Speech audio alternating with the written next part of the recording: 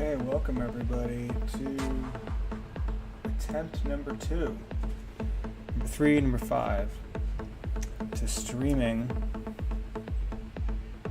our work, streaming our product here. So what do we got?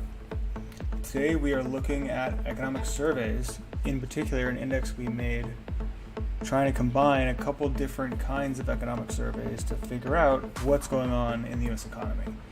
You can do this for other economies, but we're going to start in the US. Let's look at the one we have right here. Not that good. Kind of like we saw with credit spreads the other day, we're not yet at 08 or, real crisis lows for what's going on with surveys. And you can see we even had a little bit of a head fake in 2019. But conditions are not good. And so today we're going to go through this and understand why conditions are not good. I'll show a little bit of the methodology, but basically use this dashboard to walk through it. So the first thing we can see is that, surveys aren't that good, but the unemployment rate is still doing okay. So we haven't seen any weakness in the economy really flow through to firings at least.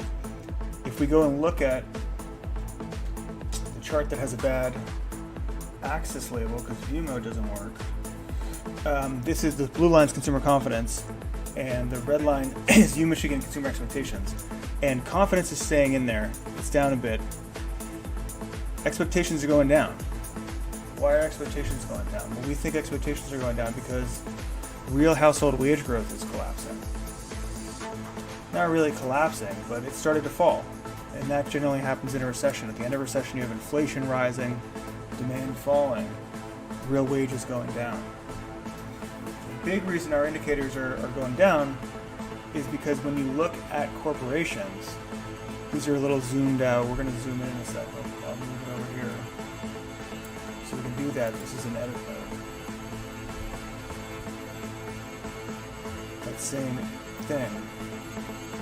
There's PMI. Different ways to measure it, but they're all kind of tipping over. They're not yet collapsed. That makes sense. We haven't seen that much damage in the real economy yet.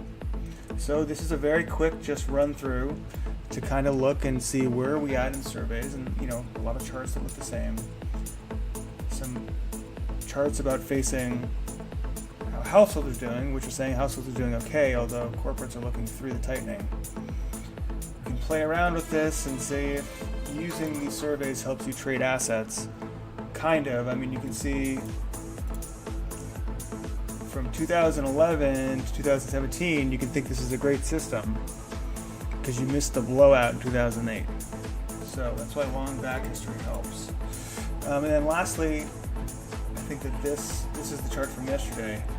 I think that's it. I think we had, basically wages going flat, surveys tipping over, and that leading to, not necessarily the worst on record or really, really bad surveys, but surveys that are definitely consistent with, being in a recession or going into a recession.